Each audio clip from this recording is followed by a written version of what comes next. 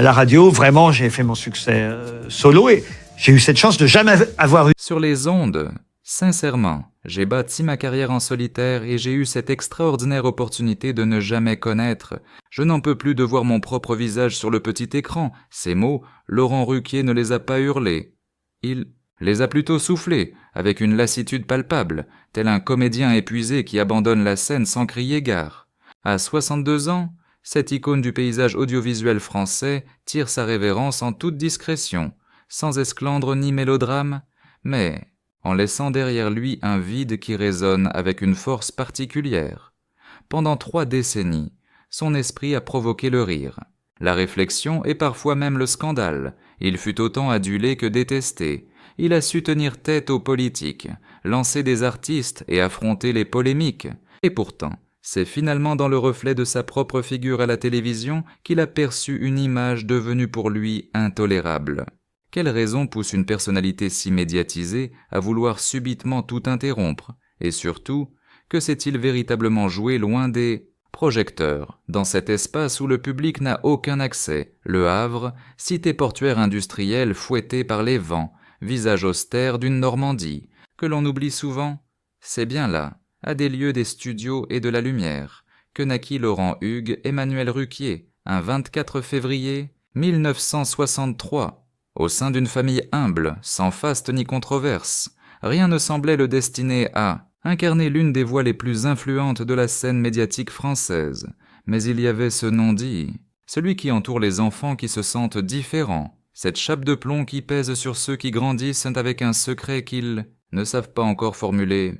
Très jeune, Laurent trouve refuge dans la littérature, il dévore tout, il analyse, il est à l'écoute, il mémorise les répliques, les inflexions de voix, les silences pesants entre 2 déclarations. Cette faculté rare à interpréter les conventions sociales se mura plus tard en sa plus grande force, son miroir, son humour dévastateur. Il s'empare aussi de l'humour comme d'une forteresse, contre l'isolement, un masque pour se prémunir des railleries et des regards obliques. Durant son adolescence, une certitude fulgurante le saisit. Il n'est pas comme les autres adolescents, dans une société où l'homosexualité est encore un sujet prohibé. Il n'a personne à qui se confier. Alors, il se met à écrire, à imaginer des sketchs et à amuser ses camarades pour dévier l'attention. Il apprend à se rendre indispensable tout en restant parfaitement insaisissable. Le futur Ruquier est déjà là, en germe, spirituel, mordant, mais conservant toujours une distance de sécurité avec lui-même. Il intègre une école de commerce presque par contrainte, presque par résignation, mais ses véritables aspirations le portent ailleurs. Il rêve d'écrire, de présenter, de s'affirmer par la parole. En marge de ses études, il soumet des textes à des radios locales, participe à des tremplins et fréquente assidûment les cafés-théâtres. Il monte sur les planches, d'abord avec une certaine gaucherie, puis avec un brio éclatant. Très vite, les professionnels du milieu sont séduits par sa plume acérée, son sens du rythme impeccable et sa culture générale stupéfiante. Mais derrière cette ascension fulgurante, une lutte silencieuse se poursuit. Se construire une carrière? En étant ouvertement homosexuel dans les années 1980 est loin d'être chose aisée. Il n'aborde pas le sujet, pas pour l'instant. Il opte pour la séduction par le travail acharné et par la qualité de ses prestations. Il multiplie les expériences, faisant ses armes sur France Inter, puis sur Europe 1, et rédige pour des humoristes en vue. Chaque apparition médiatique constitue une victoire contre l'invisibilité.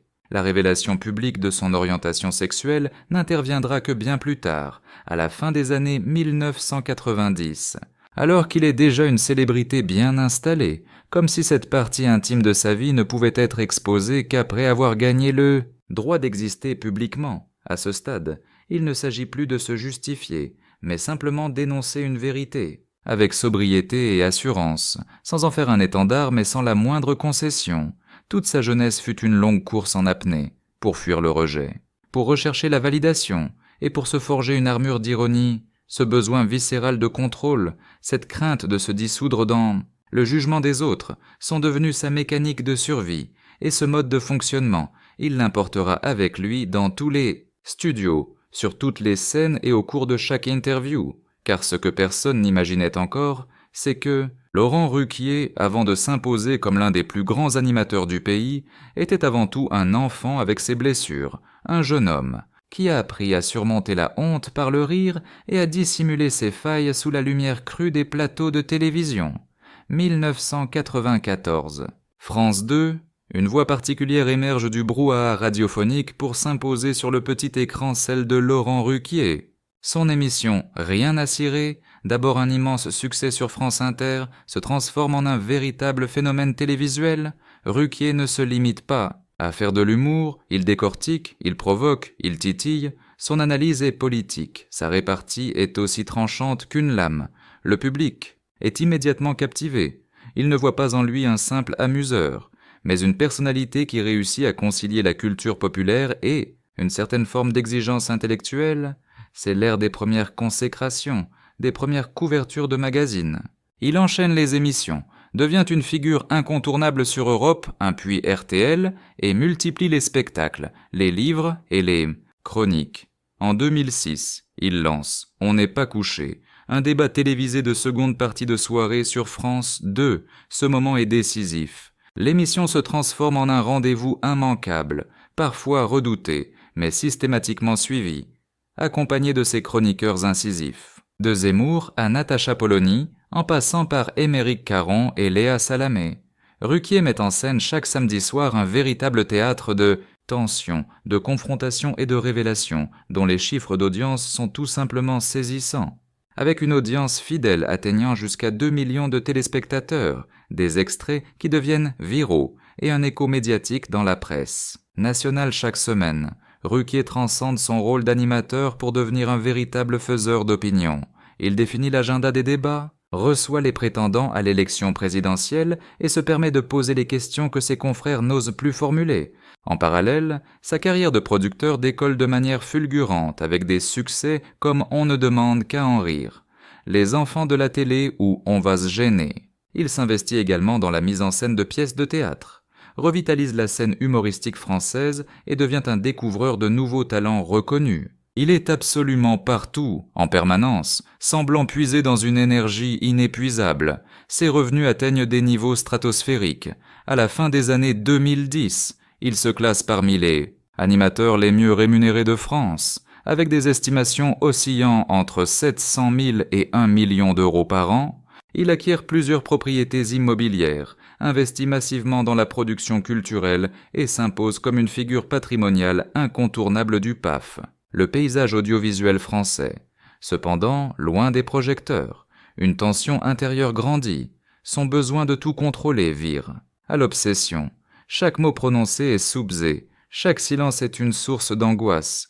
Il ne tolère plus l'improvisation de ses collaborateurs, exige une excellence absolue de la part de ses chroniqueurs, et n'hésite pas à recadrer en direct quiconque s'écarte du chemin tracé. Ce perfectionnisme lui attire le respect, mais le plonge aussi dans une profonde solitude, car le public, lui, refuse de le voir vieillir. On attend de lui qu'il reste constamment drôle, incisif et brillant. Or, Laurent Ruquier ressent une lassitude profonde. Il a la pudeur de ne pas le montrer, mais les saisons s'enchaînent.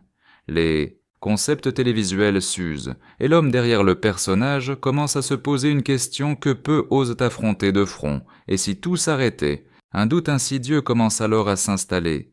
Non pas un doute sur son talent, mais sur le sens de tout cela. À quoi rime le fait de recommencer inlassablement les mêmes controverses, de forcer les mêmes rires, de créer les mêmes polémiques destinées à s'éteindre aussi vite qu'elles sont nées, et surtout, pourquoi continuer à s'exposer ainsi, à prêter son visage à une machine médiatique qui broie tout sur son passage, y compris la sphère intime? Ce questionnement, il ne le verbalise pas immédiatement. Il le refoule, le dissimule derrière une avalanche de nouveaux projets, de nouveaux chroniqueurs, de nouvelles saillies verbales. Mais le mécanisme interne commence à se gripper. Ce n'est plus l'homme qui fait le spectacle, c'est le spectacle qui exige que l'homme continue de faire illusion. Et puis vient cette phrase, lâchée comme une confession douloureuse, « Je ne peux plus me regarder à la télévision ». Pendant de longues années, Laurent Ruquier avait su maîtriser l'art délicat de l'équilibre, naviguant entre un humour caustique et une bienveillance stratégique, entre un engagement sociétal et un divertissement totalement assumé, Mais à mesure que l'intensité des projecteurs augmente, de minuscules fissures commencent à apparaître, d'abord presque imperceptibles, puis lentement. Elles s'agrandissent dans l'ombre. Le premier choc, bien que discret, provient d'une amie de longue date, Christine Bravo, complice. Depuis des années sur les ondes de RTL, leur joute verbale spirituelle enchantait les auditeurs des grosses têtes. Mais un jour, au cours d'un enregistrement en public, Ruquier reprend Bravo très sèchement, parce qu'elle consulte son téléphone. Il la réprimande. En direct, elle ne sourit pas, elle accuse le coup et prend ses distances. Ce qui aurait pu n'être qu'un simple incident de parcours se mue en une rupture définitive. Une brouille qui durera 3 ans et demi. Pas un seul mot échangé, aucun message, aucune tentative de rapprochement jusqu'à ce que le décès d'un ami commun les contraigne à se parler de nouveau. Mais quelque chose s'était irrémédiablement brisé derrière. La façade humoristique, un ressentiment, un désir de contrôler l'espace et une incapacité à gérer l'imprévu, même venant d'une amie. Vient ensuite le cas de Catherine Barma, une figure emblématique de la télévision et la fidèle productrice de On n'est pas couché, ensemble. Ils avaient érigé un véritable empire du débat télévisé, mais en coulisses, les désaccords étaient de plus en plus forts. Ruquier aspirait à modifier le format de l'émission, ce à quoi Barma s'opposait. Le ton est monté jusqu'à la séparation. En 2020, Ruquier claque brutalement la porte. Barma, ulcérée, décide de l'attaquer en justice. Elle reproche à son ancien associé de l'avoir écarté sans aucun ménagement, la privant de ses droits contractuels légitimes. En 2025, la justice rend son verdict. Laurent Ruquier est condamné à lui verser 1,5 million d'euros. Un jugement au retentissement considérable. Pour la toute première fois, l'homme qui maîtrisait tout perd la main, et son masque public se fissure. Dans les rares commentaires qu'il accorde, il se dit stupéfait par la décision de justice, évoque une forme de trahison, mais refuse de s'épancher davantage. Pourtant, dans les couloirs des studios, l'atmosphère est pesante, les rumeurs vont bon train, Ruquier serait devenu incontrôlable, un perfectionniste. Tyrannique, incapable de la moindre écoute, le roi du débat ne supporterait finalement plus la moindre contradiction. La liste des relations tendues ne cesse de s'allonger. Thierry Ardisson, un autre géant du PAF, l'a fréquenté sur divers plateaux, entre eux s'est installé un respect teinté d'une irritation mutuelle. Ardisson dénonce la morale bien pensante de Ruquier, tandis que Ruquier se moque des provocations, savamment orchestrées d'Ardisson, ils se croisent, se lancent des piques, et s'humilient parfois à demi-mot. Leurs confrontations médiatiques deviennent des moments attendus du public. Mais en réalité, deux égos surdimensionnés se livrent une guerre froide sous le regard des caméras. Il n'y a pas de scandale ouvert, mais un climat d'une aversion clairement affichée.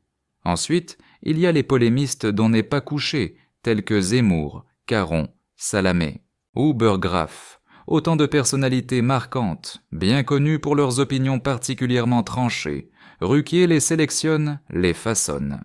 Mais à l'occasion, il n'hésite pas à les confronter directement.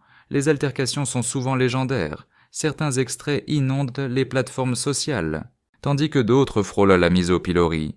Une certaine gêne s'installe progressivement. Ruquier ne joue plus systématiquement son rôle d'arbitre impartial. Par moments, il tranche dans le vif, interrompt et dicte sa loi. Le public dans la salle applaudit, mais les invités quittent le plateau avec un sentiment d'amertume. L'accumulation de ces tensions forge une image ambiguë, celle d'un individu puissant, mais profondément seul, ayant le pouvoir de lancer et de briser des carrières, tout en étant incapable de tolérer la moindre faiblesse. Sur le plan personnel, la situation n'est guère plus enviable. Sa relation amoureuse, avec Benoît Petitjean, un comédien discret qui fut son compagnon de longue date, se termine dans une discrétion quasi totale. Peu de temps après, il s'affiche publiquement avec Hugo Manos, qui est à la fois chroniqueur et influenceur. C'est une idylle bien plus médiatisée, beaucoup plus exposée. Ruquier paraît plus épanoui, plus serein, mais les bruits de couloir sur des infidélités et des désaccords quant à leur exposition publique commencent à proliférer. Au début de l'année 2025, leur séparation est officiellement annoncée, une fois de plus. L'homme qui semble si bien maîtriser la vie des autres voit la sienne s'écrouler dans la sphère intime. Pour finir, il y a les controverses sociétales, les grosses têtes, son émission phare. Sur RTL, est la cible de plusieurs associations qui l'accusent de propager des plaisanteries à caractère sexiste, raciste et homophobe. Ruquier part au combat pour se défendre. Il réfute toutes les accusations en bloc, invoque la grande tradition de l'humour à la française et dénonce un politiquement correct qu'il juge étouffant. Cependant, les scandales s'accumulent et sa position devient de plus en plus précaire. Comment trouver l'équilibre entre la liberté d'expression et la responsabilité des médias dans une société qui se montre de plus en plus attentive au cours de ces dernières années? Laurent Ruquier donne l'impression d'être de plus en plus irrité, moins enjoué et plus en retrait. Il déprogramme des émissions, demande à être remplacé et prend de la distance. Ses éclats de rire paraissent plus forcés, son regard semble plus distant, le public lui reste fidèle, mais lui, visiblement, ne parvient plus à s'apprécier. C'est alors que la question fondamentale émerge. Depuis combien de temps Laurent Ruquier avait-il réellement perdu le goût de rire? Tout change radicalement en janvier 2025. Le tribunal de commerce de Paris émet une décision qui résonne comme un véritable tremblement de terre dans le paysage audiovisuel. Laurent Ruquier est sommé de payer 1,5 million d'euros à son ex-collaboratrice, Catherine Barma. Le jugement est définitif et sans recours possible. La raison invoquée est la rupture brutale et unilatérale d'un contrat de collaboration commerciale. Les gros titres s'affichent dans toute la presse. La relation tendue entre Barma et Ruquier atteint son point culminant. C'est la fin d'un duo iconique. Le grand public, longtemps gardé à l'écart de cette affaire de coulisses, découvre alors un tout autre visage de l'animateur.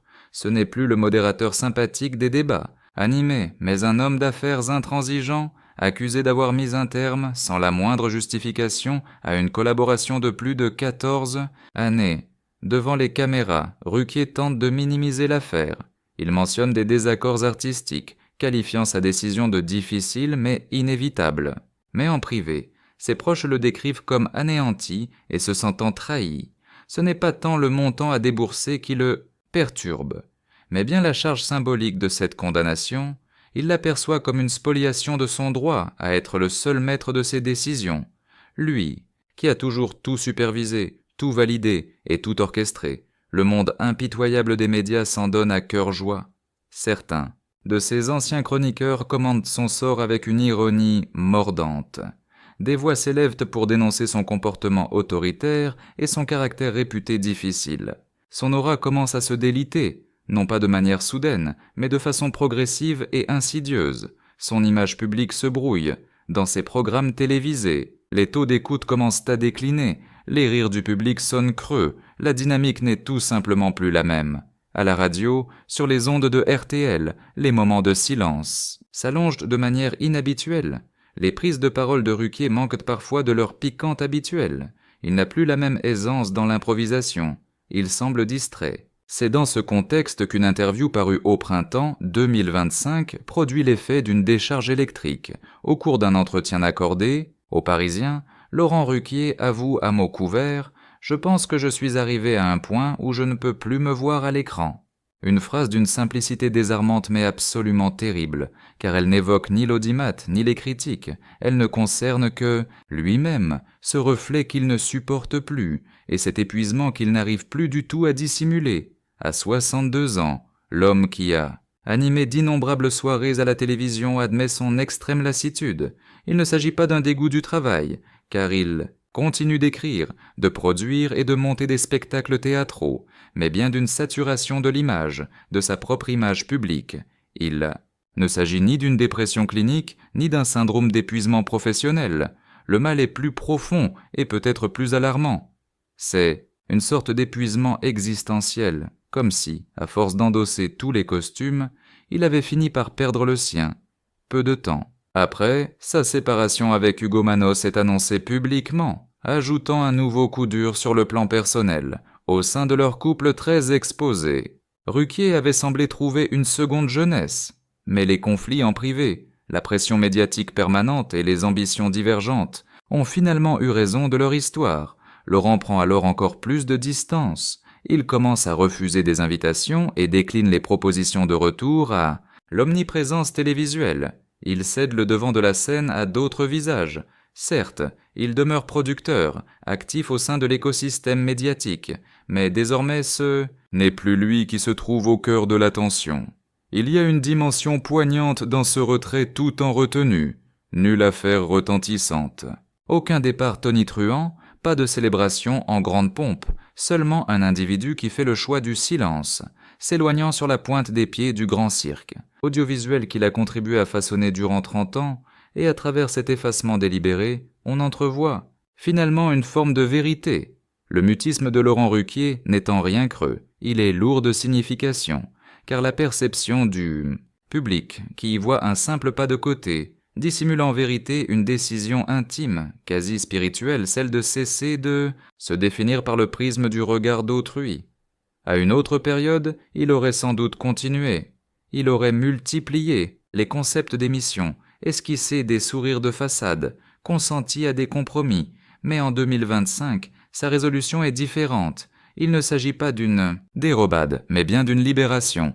Lors d'un entretien pour France Culture, quelques mois suivant la décision judiciaire, Ruquier se livre à une confession peu commune. J'ai cru pendant de longues années que ma profession était mon identité, que si je n'étais plus visible, je cessais d'exister. Je me trompais. Une formule laconique qui révèle l'essentiel. Durant des années, il a érigé un véritable empire médiatique, une machinerie impeccablement huilée mêlant esprit, humour et provocation, mais pour quel coût personnel? Ce que peu de gens savaient, c'est que Laurent Ruquier était aux prises avec un épuisement chronique, identifié dès la fin de 2023.